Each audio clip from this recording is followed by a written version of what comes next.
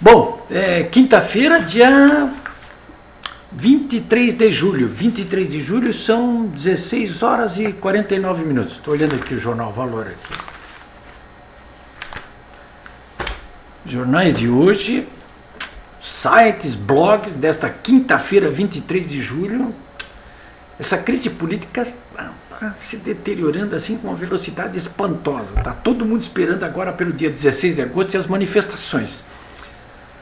Eu ontem à noite estava discutindo muito com um amigo meu, jornalista Luiz Milman, a respeito dessas manifestações. E o que eu disse para ele é o seguinte: olha aqui, ó, você anota aí duas coisas, tá?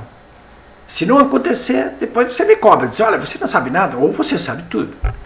A primeira delas é a seguinte: eu não acho que o volume das manifestações em São Paulo sejam decisivos para o êxito ou o fracasso do que vai acontecer no dia 16.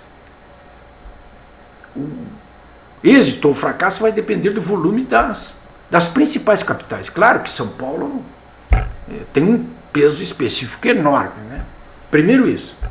E segundo é o seguinte: seja de que tamanho for o que ocorrer no dia 16, é claro que o governo não vai cair por causa do dia 16. Então aí entra no segundo ponto, porque o meu segundo ponto é o seguinte: se as manifestações realmente forem muito grandes no dia 16, veja bem, se forem muito grandes no dia 16, elas não vão parar. Não vai parar. Ou seja, as convocatórias já podiam estar saindo, na minha opinião, no seguinte termo: olha, vá para a rua no dia 16 e não saia mais. Só saia depois que cair o governo. Eu acho que essa que devia ser a convocatória. Então, se o volume for realmente muito grande no dia 16, e o ânimo dos manifestantes, o pessoal não sai mais na rua. E principalmente aí quem vai decidir é Brasília, né? O que ocorrer em Brasília com as manifestações de rua. Essa é a minha impressão, né?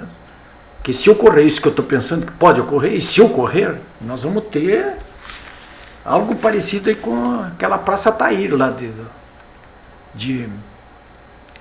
do Cairo, né? Que o pessoal só evacua a praça depois que caiu o governo. Então, nessa quinta-feira aí, olha, eu diria que está sendo assim uma quinta-feira negra, né? Eu falei ainda há pouco com um advogado aqui do Rio Grande do Sul, o Pedro Lago Marcino, e que foi um dos que protocolou o pedido de impeachment contra Dilma. Ele recebeu um ofício do presidente da Câmara pedindo que ele atualizasse os dados. Ele, hoje de tarde, nessa quinta-feira, dia 23 de julho, ele me disse que atualizou e já mandou para o Eduardo Cunha, em Brasília, né? Então, a situação do governo, ela está a cada hora se deteriorando mais do que no horário anterior. Essa quinta-feira, então, como diz os gaúchos, assim, está de forrar o poncho, porque é só notícia ruim contra o governo e contra o PT. A começar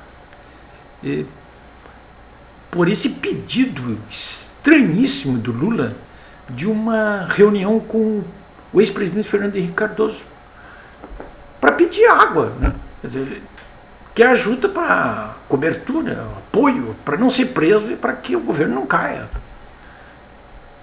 Olha, quando as coisas chegam a esse ponto, realmente se pode imaginar que a coisa deteriorou mesmo para valer, né? É mais ou menos o que está dizendo o editorial hoje do Financial Times. Aliás, esse jornal inglês, que é um dos principais jornais de economia do mundo, nessa quinta-feira foi vendido para o grupo Nikkei, né? Que, entre outras coisas, administra o índice da Bolsa de Tóquio, né? Foi vendido para 1 bilhão e 300 milhões de dólares, né? O Financial Times. Mas o Financial Times disse, que é um jornal de Londres, disse nessa quinta-feira que é devastador o que está acontecendo em termos de corrupção no Brasil, né? E por último, quero chamar a atenção de vocês também para uma nota que eu disponibilizei logo no início dessa manhã aqui, que é uma nota que traz o link do texto integral desse relatório da Polícia Federal em cima dos digamos assim, torpedos disparados pelo Marcelo Odebrecht ao longo dos últimos meses. Há quem diga até que é uma delação premiada, né?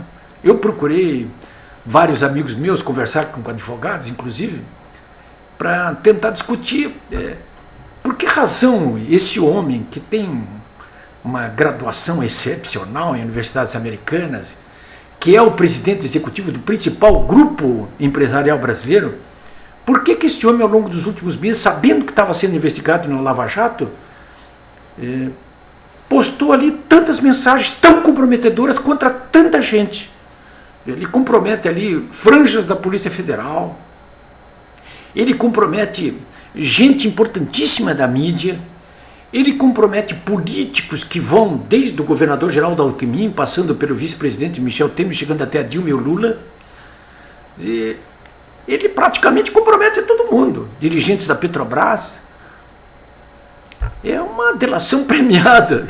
Não sei nem para que ele vai fazer delação premiada, esse homem, né? Mas vocês têm que ler aí, está disponibilizado na íntegra ali, na minha página de hoje, né? Confesso para vocês que eu não vi ninguém publicar. Sei que o Estadão tem uma cópia, que vários jornalistas têm cópia, mas eu não vi ninguém publicar na íntegra. Trecho sim, mas não na íntegra. Então vale a pena ler. Ler é um trabalho sério, um trabalho... E tem que ler na íntegra, até porque tem partes ali que estão com tarja preta, e muita gente que não leu o relatório está imaginando coisas que realmente não estão ali. Então tem que ler aquilo ali, né? E só para finalizar, eu queria dizer para vocês o seguinte: eu estou estranhando muito nessa operação Lava Jato. Olha, eu já acompanhei inquéritos, 1000 inquéritos da Polícia Federal, da Polícia Civil, aquele da Operação Rodão, por exemplo. Eu cheguei a ler milhares e milhares de páginas em detalhes, e eu percebo que nesse caso da Lava Jato, do próprio Marcelo Odebrecht, eu percebo que não está... Não sei se aconteceu ou não, mas está me estranhando muito, não está entrando muito bem aqui nos meus ouvidos. E é o seguinte: eu não estou vendo grampo. Eu não estou vendo transcrição de grampos de celulares, não estou vendo transcrição de grampos de telefones fixos, não estou vendo grampo de mensagens de internet, de e-mails. Não está aparecendo nada disso, né? E nem de escuta ambiental. E eu sei que a Polícia Federal faz isso, né? Faz isso, a Polícia Civil também.